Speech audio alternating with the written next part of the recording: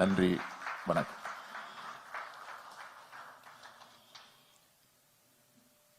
India கூட்டணியினுடைய சார்பாக குடியரசு துணைத் தலைவருக்கான அந்த வேட்பாளராக ஓய்வு பெற்ற நீதிபதி சுதர்ஷன் ரெட்டி அவர்கள் ஏன் அவர்களை ஆதரிக்க வேண்டும் என்கிற அந்த காரணங்களை மாண்புமிகு தமிழ்நாடு முதலமைச்சர் அவர்கள் மிக தெளிவாக எடுத்துரைத்தார்.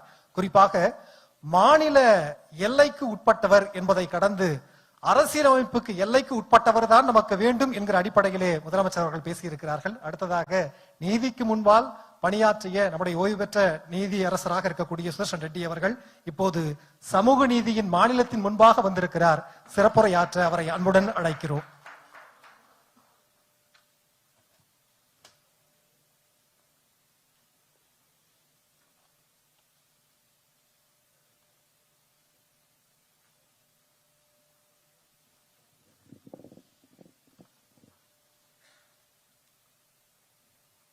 Honorable Chief Minister of State of Tamil Nadu, Thiru MK Stalin ji,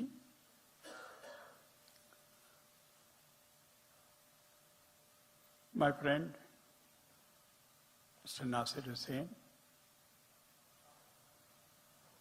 and another friend from State of Telangana MP, Mr. Mallu Ravi, one of the senior-most person in public life, Shri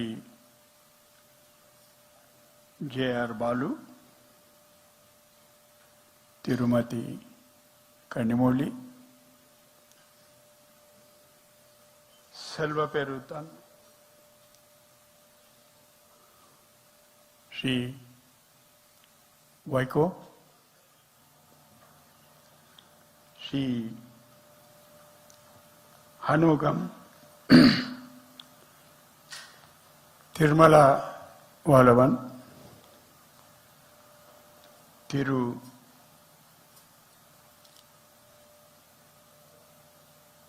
and the floor leaders of all political parties, opposition political parties, distinguished parliamentarians of both Lok Sabha and Rajya Sabha, friends,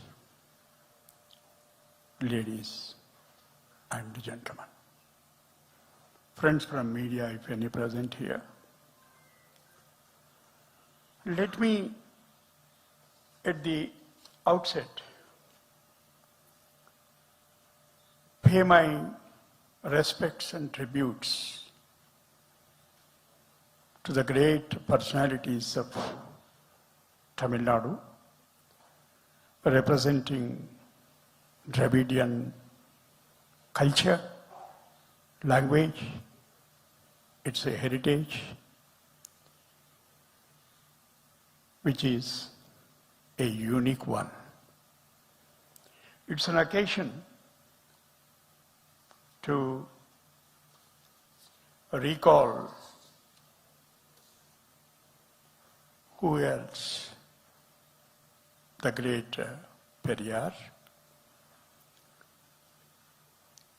and Arinyar Anna, Kalainyar Dr. Karunanidhi, Sri Kamraj,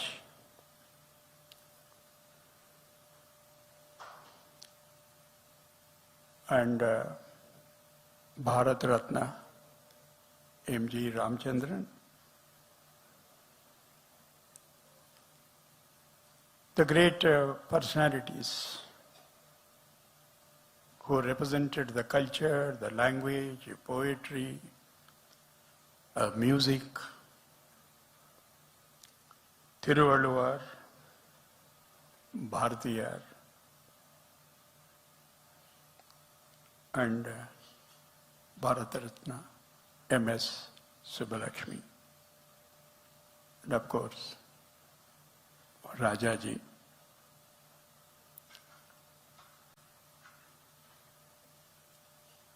I do not want to go to the medieval period and talk about the Cholas and the Pandyans and their people-friendly regimes. My salutations to this great land of Tamil Nadu. It is said that all great civilizations and probably all human societies have known that human beings are capable of imagining. India merely cultivated this art of faculty, more bold than most, and amongst the many in India, the state of Tamil Nadu leads this country in the art of imagination and vision. But for that vision, this state would not have been in the present situation,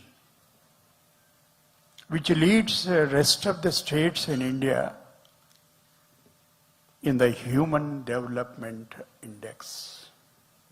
There are three, which all of you are aware. You are distinguished parliamentarians, long standing in public life. It would be imprudent on my part to elucidate it further. Health, education, and you lead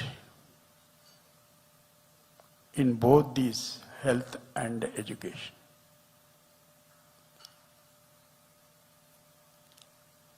State of Tamil Nadu is the pioneer in formulating appropriate socio-economic policies meant for the benefit of weaker sections of the society, which is dear to my heart. I do not speak about myself and I do not speak about my judgments. It's for all of you and the society to judge me now what I did. I have given enough number of judgments. Now it is your turn to judge me.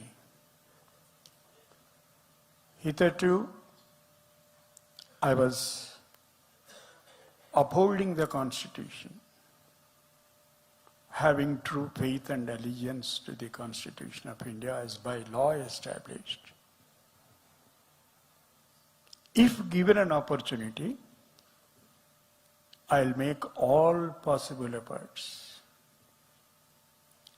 to protect and defend the Constitution of India.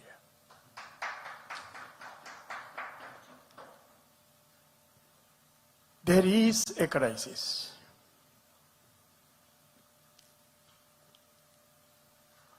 Standing before you, I'd be failing in my duty if I don't refer to the idea of federalism in the Indian Constitution. The Honorable Chief Minister of Tamil Nadu, MK Stalin, is a champion of idea of federalism. He represents that idea in the Constitution. He has faced many challenges and is still facing many and fighting very bravely for the idea of federalism. I still remember the plea taken by DMK, before the Sarkaria Commission, Honorable Chief Minister is nodding the head because he knows to what I am going to refer, for the abolition of post of governor. How visionaries they were. They have anticipated the impending crisis which you are facing even today.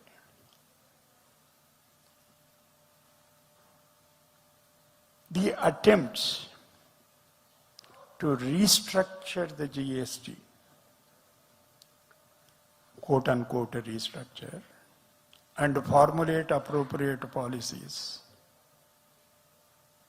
in the matter of allocation of financial resources to the states, if it goes through, it would be a death knell to the idea of federalism. The states would be reduced to the level of municipalities and would be made to depend upon the doles by the persons, whoever is in power, one or two individuals. It's a matter of serious concern for all of us. Unless all of us think seriously about it and collectively and evolve an appropriate strategy and a policy to face this impending difficulty, not only the idea of federalism, but the idea of a constitution would be in danger.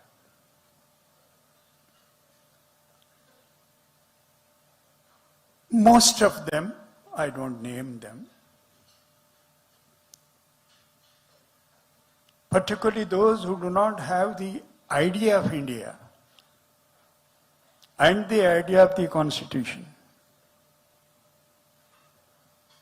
and keep on talking about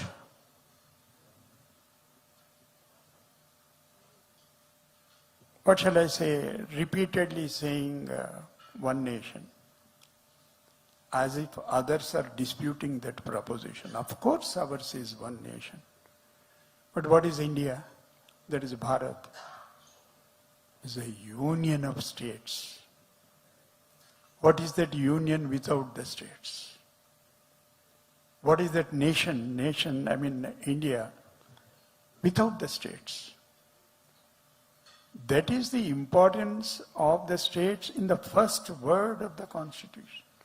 India, that is Bharat, shall be union of states. And here is the Honorable Chief Minister, day in and day out faces this challenge and this danger posed by those forces and vested interest challenging the idea of federalism. Frequently I am asked,